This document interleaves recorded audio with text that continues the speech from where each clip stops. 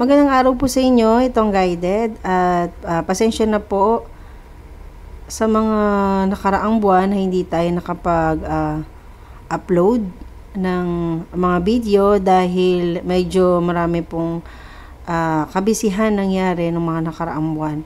At ngayon, ako ulit ay nagbabalik para makapagbasa ulit sa inyo ng inyong mga kapalaran para sa buwan na ito. Ang reading po natin ngayon is sa buwan ng November para sa mga Pisces. So, ano kaya ang kanilang kapalaran ngayong November? So, bubunot tayo ng 4 na card. 4 card spread tayo, and then bubunot tayo ng isang card for something like reflection, or sabihin natin na kung ano may ginawa natin last October, kung magpapatuloy ba siya ngayong November, or mag-stop na siya, or kung ano man yung mga naging resulta nun ngayong November, kung magpa-flow pa rin siya ng ganun. And then bubunot tayo sa angel card, and thank you angel naman, or para sa ating mga spirit guide, or kung sino man yung lagi nakaalalay sa atin, kung sino yung pasasalamatan natin na laging nandyan sa atin.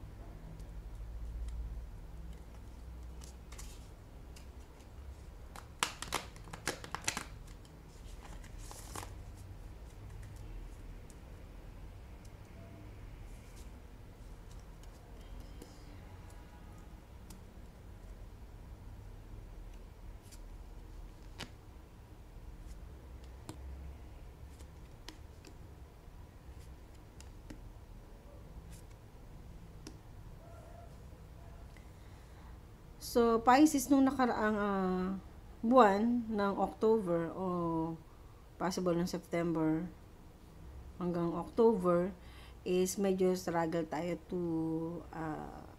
balancing our finances. And marami tayong bit-bit na emotion at bit-bit siguro ng mga tao or responsibilities na medyo nahihirapan tayong i-balance ang ating finances. And nakita ko na medyo napapagod ka dun sa ganong klaseng cycle ng mga nakaraang buwan, lalo na nitong fast October, ngayong October, at matatapos ng October, inisip mo na meron kayang magandang mangyari na, or may iba naman kaya, o mag-shift naman ako into something better naman ngayong November. And yun, ang pinaka-flow ng November mong is 2 of Swords. So, sabihin natin battle again, kasi 2 of Swords. But, this battle is you won. Itong battle na to is nakikita ko na napagtatanggumpayan mo each day and each week hanggang matapos yung buong November. At sabihin natin na isang battle siya kung saan nakasanayan mo na and nalalampasan mo siya. Minsan nakakapagod din yung ganun, di ba, yung cycle ng nakakaraos tayo bawat araw, cycle na nakakaranas tayo ng hirap, o parang hindi tayo naiintindihan ng ibang tao, na parang walang tumutulong sa atin, na parang tayo lang lumalaban. But each day naman is natatapos natin siya at nakakagawa tayo ng solusyon. Siguro, kailangan na rin nating ipasalamat sa Diyos na natatapos siya ng okay, diba? And then, another day na naman. So, parang another battle na naman siya.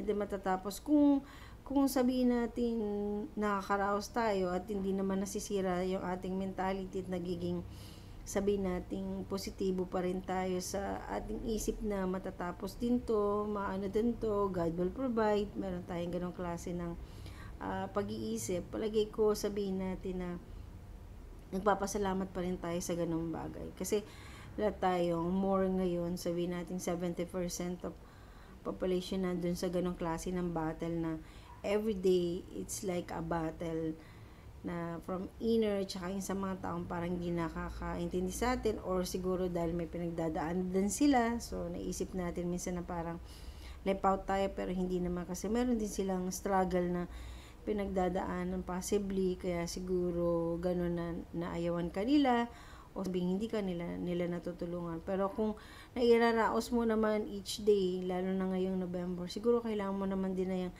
ipagpasalamat kasi sabi nga natin, hindi naman laging ganun, di ba? Mahirap, pero kailangan nating tanggapin yung mas pahirap na buhay ng sitwasyon, lalo na kung tayong mas tumatanda tayo ngayon, di ba? Mas nakikita natin yung mga paghihirap na dating din natin nararanasan ng mga bata-bata ba tayo. So, unexpected na sabihin natin na na yung situation is na feeling mo na lang parang no choice ka na. So, unexpected na mangyari na, may choice pala ako. Meron akong choice. At kung sino man yung taong sigurong nagpupush sa akin before na may choice ka, merong kang pwedeng ibang gawin or may pwedeng mangyari sa iyo na try mo lang sigurong lumis ka or mag-iba ka siguro ng path, baka hindi yun yung para sa iyo kasi paulit-ulit na lang nangyayari. So this November, sabihin natin na mapapag-isip ka na merong choice, na meron kang choice. Yun nga lang, kung yung choice na yon is igagrab mo siya. So, hindi siya isang klase ng opportunity, but a choice. So, ikaw ang magdi-decide kung i-go mo ba o hindi. Kasi wala naman ngayon tipong November na, may opportunity, may choice ako. So, yung choice na yon is ikaw, kung gusto mo ng changes, ikaw mismo maghanap ng changes na yun. So, ganun yung sinasabi sa'yo ng mga card mo. And, ang difficulties mo lang ngayon is yung makikita mo naman yan, the devil in reverse. So, sabihin natin na difficulties mo ngayon siguro is parang before, nakakaranas ka ng parang sa sarili mo, yung or mga tao na na nagmamanipulate sa'yo, minamanipulate ka. But sudden, bigla silang nawala. So, parang siyang difficulty sa'yo. Parang, nasanay ka na ganun eh.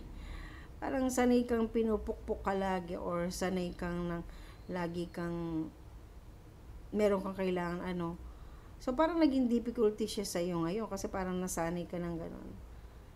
So, yun lang yung parang mga difficulties mo na yung nakasanayan mo, parang biglang nawawala.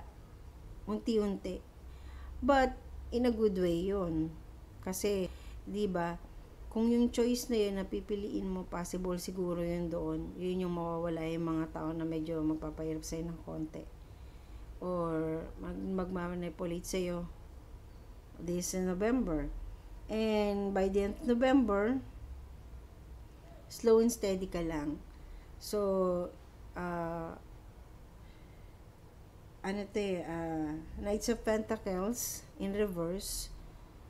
So, sabihin natin na yung sigurong kikitain mo the whole November is muna siya. Sabihin natin itatabi mo for emergency or hindi ka muna masyadong maggagastos kasi parang natakot ka na wala kang mabunot eh.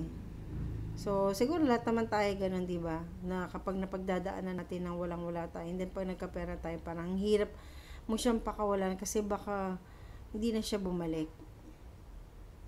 Ang hirap ng ganung klaseng situation, di ba? So, more on financial matter, nakita ko at yung mga tao na medyo nagbibigay sa'yo ng bigat ng iyong pasanin mo sila ngayong nakaraang buwan at ngayong November may choice ka na bawasan man lang or mabawasan or bawasan mo yung bigat na yon at yung nakasanayan mo na bigat na yun na parang inahanap-hanap mo, siguro kailangan mo na rin putulin yung ganun. Minsan may mga ganun tayong habit, diba? Na minsan pag may taong nagbibigay sa atin ng sama ng loob, lalo na limbawa yung partner natin, And every time nagkakaroon ka ng emotional abuse sa kanya, or whether verbally or physically, tapos parang nakaroon tayo ng something pain, and then sa susunod kapag okay yung nararamdaman mo, parang hindi normal. Hindi na siya naging normal. Tapos pag ulit na naramdaman mo ulit yon sa partner mo o kahit kaninong tao, yung pain na yun, parang okay lang yung pain, parang ang sarap ng pain na yun. So parang nakasanayan mo siya. So yun lang yung nangyayari sa iyo ngayon, but may choice ka para baguhin na yun at para mawala na yung ganong klaseng pakaramdam mo na hinahanap mo na yung pasakit na yun, na nakasanayan mo na totally, na parang yung katawan mo nasanay na rin sa ganon. But sinasabi sa iyo ng yung card na meron kang choice. At magugulat ka na lang na masasabi mo sa sarili mo, November, may choice pala ako. So, ano kaya ang angel message sa atin ngayon? Ay, sa'yo.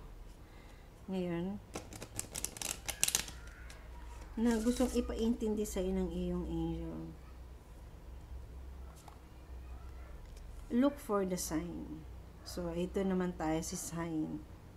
So, whatever na struggle na nararamdaman mo ngayon, look for the sign. So, baka yung choice na yun. Baka yun ang sign na yun, yung naramdaman mo, ay may choice pala ako. It's a sign for you to let go na yung mga nararamdaman mo na nakasanayan mo na. Yung mga burden na nakasanayan mo na parang ganun ka na lang, hanggang dun ka na lang talaga. So, may choice ka eh. Baka yun yung sign na yun, na sinasabi sa iyo ng angel mo na look for the sign. And for me, nakita ko, na yun yung sign na yun, yung naisip mo na meron kang choice, it's a sign for na para maging ka naman, makahinga ka, or sabihin natin maiba naman yung timpla ng iyong buhay, na kung dati masyadong makape, ngayon naman medyo buwasan natin ng konti at gawin lang natin siyang tama para mas masarap lang yung hagod. Parang ganun lang. So, sinong yung spirit guide or yung angel mo ngayong buwan ng November, Pisces? Love and accept yourself. So, your angel ngayon, o yung pinaka spirit guide mo ngayon, sinasabi sa iyo na love and accept yourself. So, kung ano man na yun na iniisip mo lagi, yung kapakanan lagi ng iba, na yung self-interest mo o passion mo is na forget mo na. Sinasabi sa iyo na yung ngayon, angel mo is, accept mo naman na yung sarili mo. Kung ano yung mga bagay na gusto mong gawin, or yung mga bagay na hindi mo magpapasaya sa iyo or magbibigay sa iyo ng kasiyahan, siguro dun ka muna siguro mag-focus this November. At kung makita mo yung may mga white na so freedom and 7 na heart yan. 6 yung nasa loob at isang malaking heart doon, 7, number 7, kung saan isa-sign ng yun, kausap niya ikaw, itong image mo, na sinasabi niya sa'yo na accept yourself, love yourself, and accept yourself. This time naman, isipin mo naman siguro yung sarili mo, yung kasiyahan mo, yung magpapasaya sa'yo, o may choice ka naman pala, at sabihin natin na para maiba naman yung timpla ng buhay mo ngayong November, at magpatuloy pa yan sa susunod na buwan hanggang makaapak na yung 2026, na sabihin natin nag-improve ka at hindi ka lang nakastuck kung ano ka ngayon. So sa ngayon, Pisces, yun lang aking nakita sa inyong card. Maraming salamat sa iyong pakikinig at panonood. Hanggang sa muli.